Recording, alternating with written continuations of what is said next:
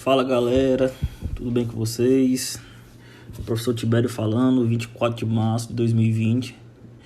Preparei aqui para vocês uma aula sobre sinalização tátil e visual no piso, certo? Que é para complementar a nossa disciplina no qual a gente está construindo, projetando uma praça, certo? Que é um espaço público. E é importante que a gente agregue esse aspecto de acessibilidade que é tão desconsiderado nos projetos atualmente, certo? Estou fazendo esse áudio por quê? Porque estou lançando um material para vocês, slide, e de maneira complementar vocês escutam um áudio, né? Para que fique melhor o entendimento, certo? Vamos aqui para o slide 2. Eu peguei o conceito aqui da NBR 9050 sobre rota acessível, certo? Que é para explicar o porquê que a gente tem que colocar piso tátil, né? Nos aspectos de acessibilidade. Vamos lá. O que é a rota acessível? É um trajeto contínuo, desobstruído e sinalizado que conecta ambientes internos e externos de espaços e edificações e que pode ser utilizado de forma autônoma e segura por todas as pessoas. O que é que está dizendo para mim? Que é necessário que exista uma rota, certo? No qual pessoas se desloquem de maneira autônoma, ou seja, independentes, por todos os locais, seja internos ou externos edificações, internos e externos em espaços abertos. No caso que a gente está falando é da nossa praça, certo? Que a gente está projetando. Vamos aqui para o slide 3. Já é na NBR 16537 de 2016. Ele fala para a gente que a sinalização tátil no piso é direcionada para as pessoas com deficiência visual, que vai desde baixa visibilidade até a cegueira, certo? Galera, a sinalização tátil do piso, tátil, né, de tocar, de pegar, está relacionado com o relevo do piso, certo? No caso, são de fato para as pessoas que não enxergam nada, né, que são cegas, certo? E o aspecto visual é para as pessoas que têm baixa visibilidade, que enxergam um pouco, mas ainda conseguem ver alguma coisa, certo? Então a gente vai ver melhor sobre isso lá na frente. Vamos aqui para o slide 4, certo? Qual que são as funções da sinalização tátil? Vamos lá. A primeira é identificar perigos. No caso, a gente está mencionando desníveis e outros riscos permanentes. O que é quais são esses perigos e esses riscos e esses desníveis, Tibério? A gente pode mencionar degrau, pode mencionar rampa, pode, né, um degrau isolado, uma própria escada, ok? E um risco permanente, seja um orelhão que tem na rua, seja um monumento no meio da praça, certo? É um risco permanente. Eu vou mencionar aqui, galera, que é importante que a gente se reconheça para entender essa disciplina melhor, como uma pessoa que tem baixa visibilidade ou que é cega e que tem a necessidade, como ser humano, de se deslocar, de ir e vir, certo? E esse piso tátil vem para auxiliar e permitir que você faça isso da maneira sozinho, certo? Sem depender de ninguém. Aqui no item 2, fala também sobre o aspecto de condução, que é orientar trajetórias seguras. No piso tátil você vai ter um caminho a ser percorrido, certo? E o piso tátil ele faz isso também, ele guia as pessoas nesse sentido, ok? No item 3 aqui fala sobre mudança de direção. No caso, você está indo aqui num determinado caminho e você tem opções. Você pode ir para a direita, esquerda e ir para frente, certo? O piso tátil ele também alerta sobre isso. E por fim, marcação de atividades, que é o quê? Orientar sobre o posicionamento adequado para a utilização de determinado equipamento. O cara chega na praça e quer ir lá na academia ao ar livre. O caminho vai ter o piso tátil indicando o deslocamento para a academia ao ar livre. Chega lá, ele tem que avisar onde que tem que ficar, certo? Para poder usar o equipamento. Ou se quiser ir no quiosque comprar alguma coisa, tem que guiar para ir para o balcão. Tem essa função, o piso tátil, ok? Aqui no slide 5, eu explico para vocês sobre como é que as pessoas, os usuários, percebem, né, o piso tátil. Eles fazem isso através da bengala guia, certo? Ele também percebe com visão residual, no caso das pessoas com baixa visibilidade, e com os pés, certo? Os pés, de maneira geral, é usado como uma forma complementar à bengala guia, ok? Aqui no slide 6 eu mostro para vocês fotos dos tipos de piso, certo? A gente tem piso tátil de alerta e piso tátil direcional. De alerta é para avisar, certo? De maneira geral, sobre riscos. E o piso direcional é para conduzir. Vejam que é diferente, certo? O piso tátil de alerta é um monte de carocinho, né? De bolinha, certo? De maneira técnica falando, né? É tronco de prisma, certo? E o piso tátil direcional é também um tronco de um prisma, né? De uma base circular. Não é circular não, que tem as extremidades circulares conectadas por reta. Enfim, ok? No slide 7 eu mostro para vocês em planta baixa como é que é representado, ok? Vou fazer aqui um asteriscozinho, 6 minutos de áudio, um asteriscozinho sobre isso aqui. O que é que acontece? Existem duas formas de você implementar esses pisos. Você pode comprá-lo pronto, ou você pode comprar só cada botãozinho desse aqui. Por exemplo, no piso tátil de alerta, você compra só as bolinhas aqui, certo? E vai pregando num piso já feito. Então existe todo um detalhamento para como que é feito isso aqui, certo? A norma ela fala sobre isso, mas a gente não vai falar sobre isso não, certo? Tô só mencionando aqui para vocês. E o que é que tem que ter esses pisos, né? Os requisitos, quais são? Ele precisa ser antiderrapante, certo? Chuva ou seco. Ele precisa ter um relevo diferente para ser instalado. Ele precisa ter um relevo diferente em relação ao piso adjacente. Ou seja, em relação ao piso vizinho, ele tem que ser diferente.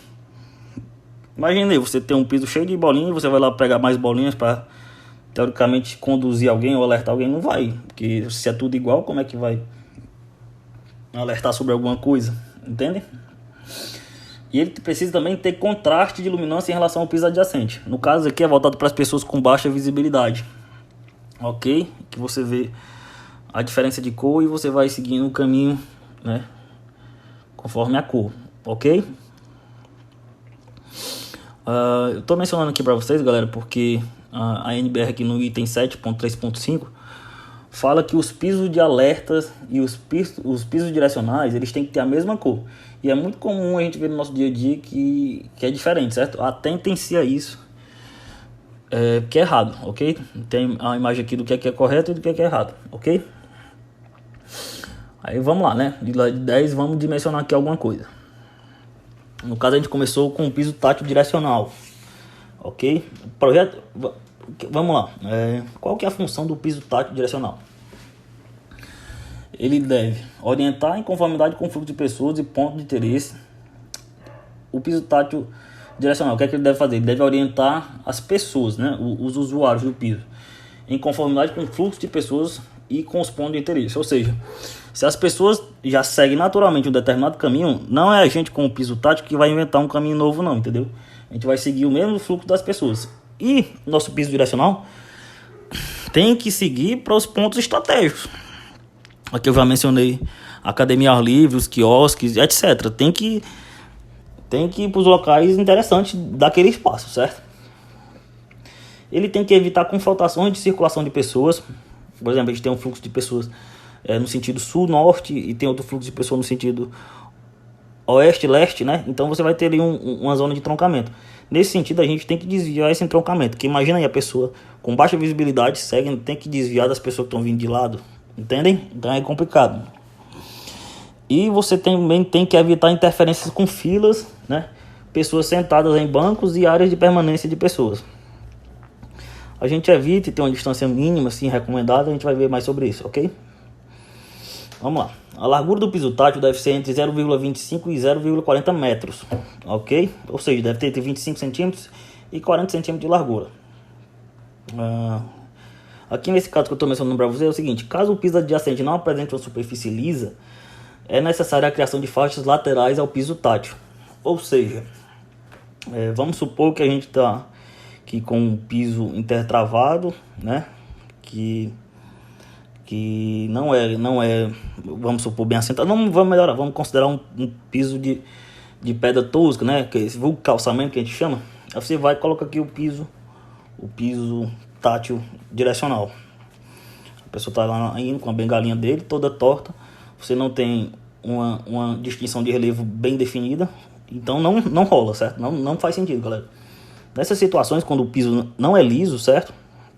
São criadas faixas de piso liso complementar. Não faz sentido você pegar o piso tátil e jogar no calçamento. Você tem que fazer uma faixa de piso liso, certo? Concreto, piso polido, seja o que for. E depois colocar o piso direcional, ok?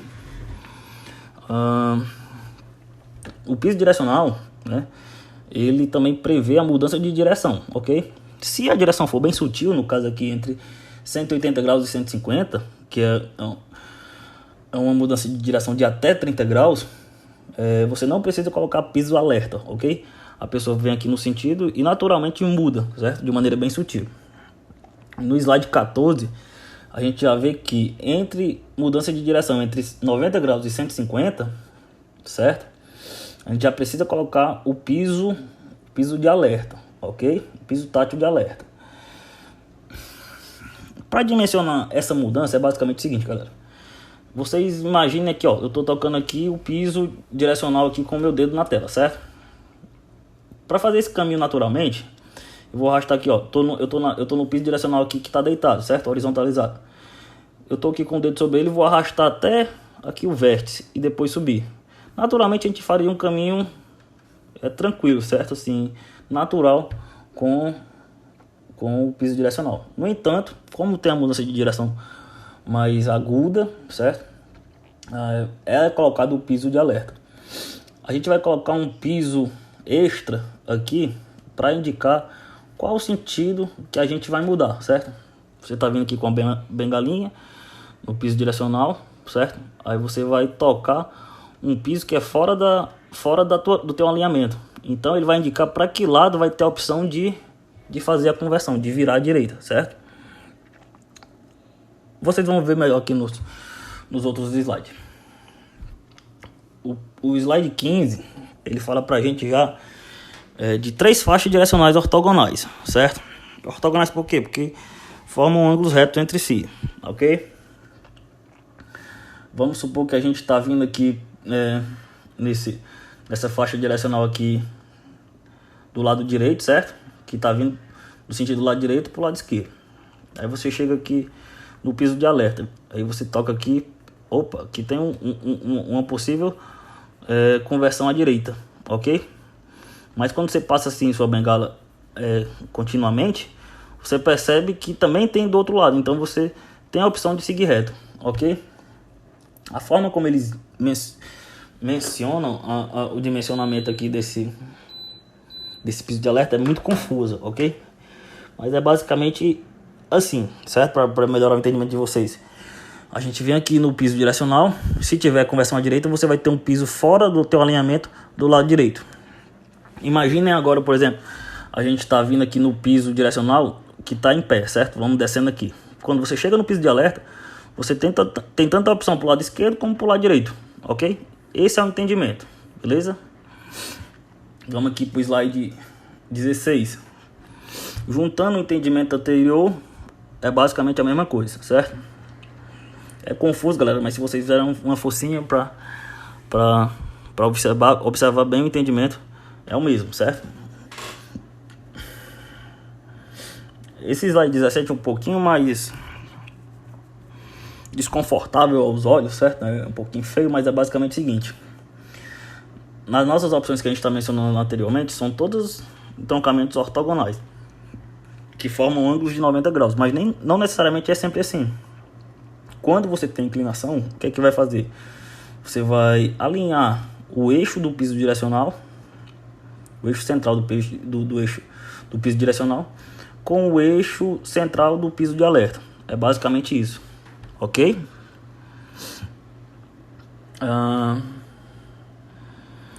Piso tá direcional em rampas e calçadas. É basicamente aqui que eu estou dizendo. Que tem que existir continuidade. Por exemplo, você chegou no limite de uma escada, certo? Você está aqui na parte de baixo da escada e o piso direcional conduziu você até a parte de baixo da escada. Durante a escada, seja rampa, seja o que for, não existe piso direcional. Mas quando você chegar lá em cima, você tem que continuar seu trajeto. Então lá em cima tem que ter continuidade, ok? tem que continuar o piso direcional. Aqui estou falando sobre o equipamento de área de atendimento. Deve ser direcionado para um local próximo aos balcões de atendimento, ok? O piso direcional tem que conduzir dessa maneira, certo? Outra coisa, o piso direcional, né? Considere que você é uma pessoa que não tem boa visibilidade e está cega, beleza, galera? Sempre importante lembrar isso. Então, se você tem objetos fixos, sejam paredes, pilares, etc., uma fonte, certo? No meio de uma praça, você tem que passar com o piso direcional a uma distância mínima de 1 metro desse obstáculo, ok? Obstáculo fixo. No caso, o obstáculo aqui de aglomeração de pessoas, você tem que passar. A norma diz que o mínimo é 1,20, mas ela recomenda também que seja pelo menos 1,50 m de distância, ok? Você está passando aqui com o piso direcional do lado de um assento, no qual as pessoas estão lá acomodadas. A pessoa levanta de uma vez e bate em você, entende? Então esse é o cuidado maior em relação aos objetos fixos. As pessoas são móveis, ok? Aqui no slide 23, vamos falar sobre dimensionamento de piso de alerta. Deixa eu ver aqui quantos minutos. 16 minutos já. Piso tátil de alerta, vamos lá. Equipamentos públicos devem ter sinalização tátil de alerta no piso para desníveis ou riscos permanentes, no caso, escada, rampa, orelhão, lixeira, etc. Orientar a posição para utilizar equipamentos, né? No caso, balcão, quiosque, certo? Terminal de autoatendimento. No item 3, informar a mudança de direção ou opções de percurso. A gente já viu isso anteriormente, né? Que lá no piso direcional, quando você vai mudar de direção a partir de 90 e 150 graus, você precisa colocar o piso de alerta. No item 4, você tem que indicar início e término de escadas e rampas. A gente está chegando na escada, na parte inferior. O que vai avisar para a gente que tem a escada à frente é o piso tátil de alerta, certo? Indica a existência de patamares e indica o local de travessia de pedestre. Vamos lá, sobre degraus, escadas e rampas, né? O que é que a gente precisa saber? O que mensura o nosso dimensionamento é o seguinte: esse equipamento, essa rampa, essa escada, ela tem pouco tráfego ou se tem um tráfego intenso?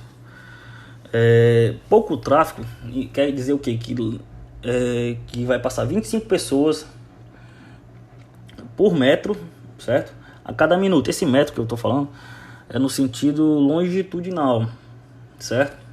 Vamos marcar aqui, por exemplo, imagine aí na sua casa 2 cerâmicas, certo?